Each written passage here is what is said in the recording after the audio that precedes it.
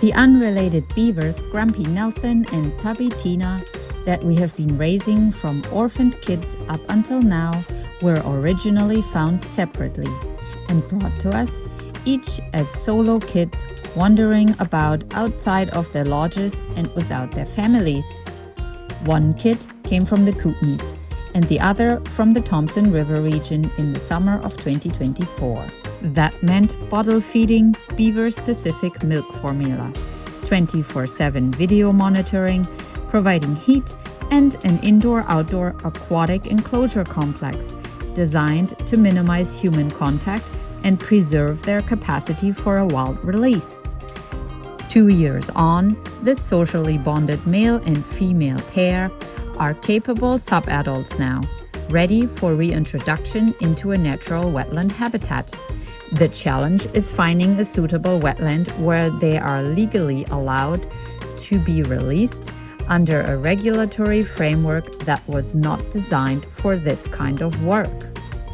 Usually, a simple injured and rehabilitated beaver would be released back to its home pond, lake, or creek.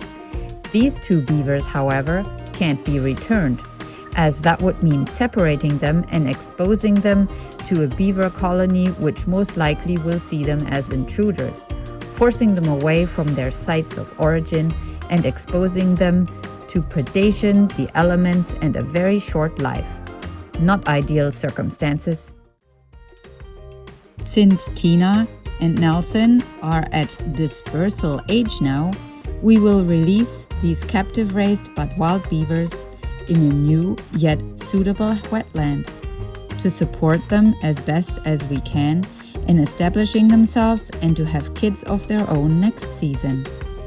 The site has historical beaver evidence, current absence of beaver populations, and it has the support from the local First Nations, who are invested in enhancing the wetland ecosystem with services that beavers provide naturally.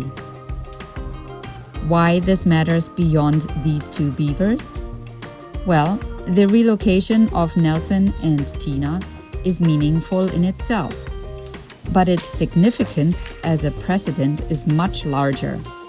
BCUC has no framework for permitted beaver translocation. There are no established protocols for translocation methodology, site assessment, custodianship, or monitoring the outcome over longer periods of time post-release. Every organization working in this space is working around a regulatory gap rather than through a recognized process. Nelson and Tina represent an opportunity to build that case study, with full documentation of site preparation, the introduction, and the outcome post-release. Data from this project can directly support a regulatory submission for a beaver relocation framework that would benefit conservation organizations and First Nations across the province. Tina and Nelson's so-called soft release means that we will provide them with a release box equipped with a pit tag reader. They will keep their nesting material from their box, giving them the option to feel comfortable by keeping their own scent and their box that they are used to sleeping in. Beavers are creatures of habit.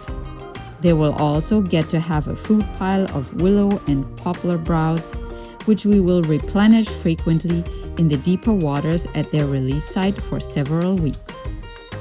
Preparations are in full swing, and we will do everything to set them up for a successful transition for life in the wild.